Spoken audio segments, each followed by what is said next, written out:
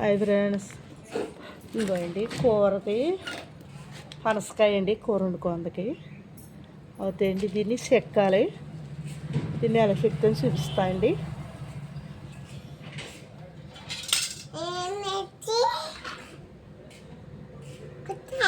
ఇదిగోండి కొద్దిగా నూనె రాస్తున్నాను.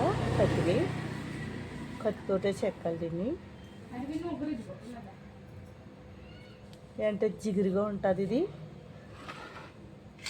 నూనె పెట్టుకోవాలి దగ్గర.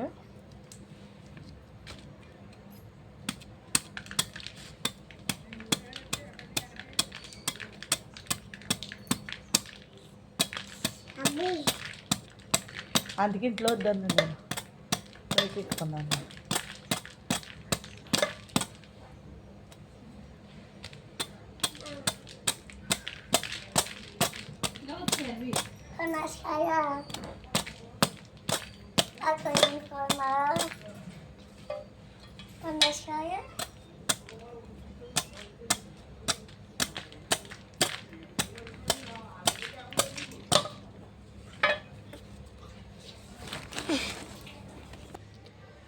ఇంకో ఫ్రెండ్స్ ఎక్కేసాను ఇదంతానే.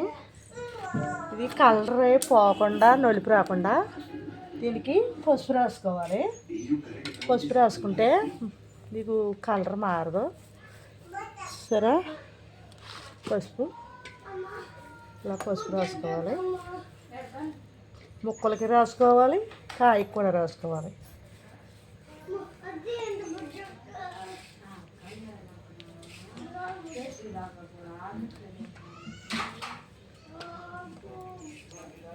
ఇలా రాసుకుంటాం మీద కాయ నలుపు రాదు, లేకపోతే నలుపు వచ్చేస్తుంది.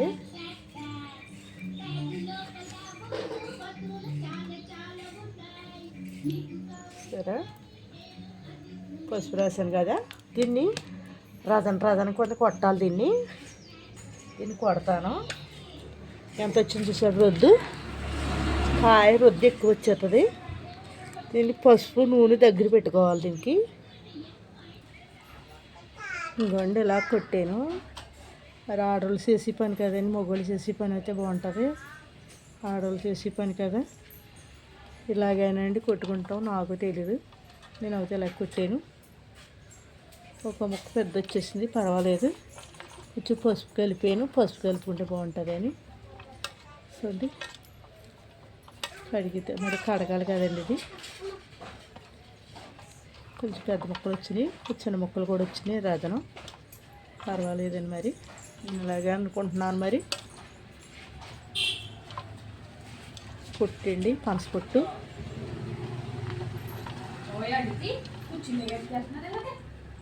పనస పొట్టు ఇలాగా అనుకుంటున్నానండి. మరి మీరు ఎలా కొడతారో తెలియదు నాకు.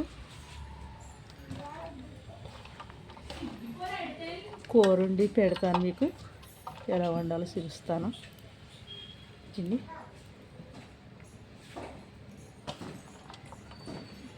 పనస కొట్టండి. ఇది కాయ కొట్టాను కదా, దీన్ని తొక్క అంతా తీసి పసుపు కలుపుకుంటే బాగుంటుందండి. కలర్ వాడవకుండా ఉంటుంది. మీరు ఎలా కొట్టుకుంటారో తెలీదు, నేను అయితే ఎలా కొట్టాను. కామెంట్ పెట్టండి, ఇలాగో కాదో. పనసపొట్టు అండి. Thanks friends.